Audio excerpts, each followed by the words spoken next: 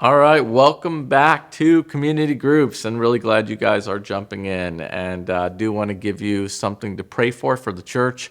Obviously, a huge season we're in right now as we're in this first initiative. But I'd like to ask if you would pray for our advanced commitment night on Sunday, October 22nd at 6 p.m.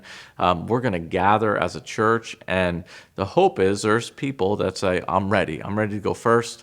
I'm ready to lead, and I'm ready to step out." We prayed about it as a family. We're ready to respond. And so I just really want to encourage you to pray about that tonight as a group, maybe to challenge each other to say, you know what, we're gonna make that a priority. We're gonna come, we're gonna worship, we're gonna be leaders in the church, and we're gonna respond on October 22nd. This is an amazing text in 2 Corinthians 8 as we start to look at what it looks like to be generous as we place Christ first. And the key verse, I think, is in verse 5, where Paul talked about they gave themselves first to the Lord and then to us.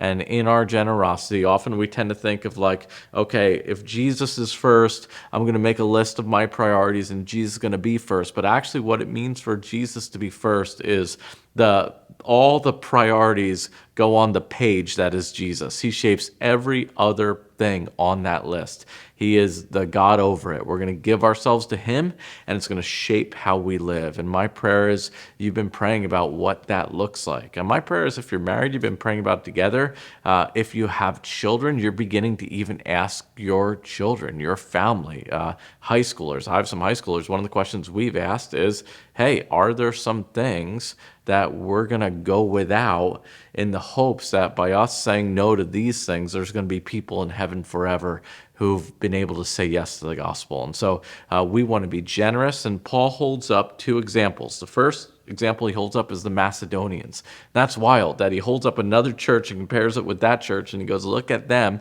learn from them. And I hope you have some models in generosity.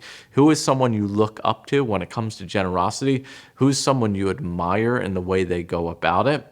And Paul holds them up as an example of people who gave joyfully, they gave sacrificially, and they gave eagerly. And I love that. Those are things to think about. Am I giving joyfully? Am I giving sacrificially? Am I giving eagerly? We can only do that when we give ourselves first to the Lord. The second example he holds up is Jesus himself.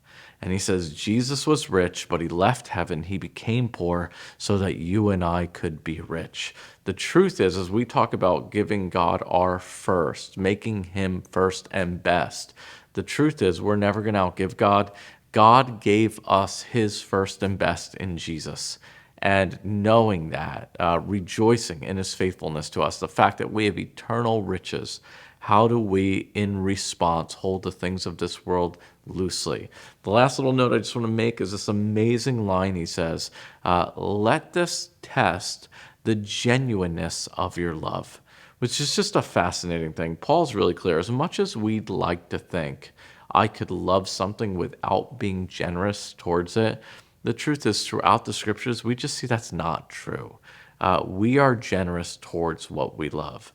And so the question becomes, okay, God, grow my love. I want to give myself first to you, and then help me respond joyfully, sacrificially, and eagerly. Hey, hope you guys have a great discussion, and looking forward to October 22nd, Advanced Commitment Night. Thank you for praying for that, and looking forward to continuing this journey with you guys.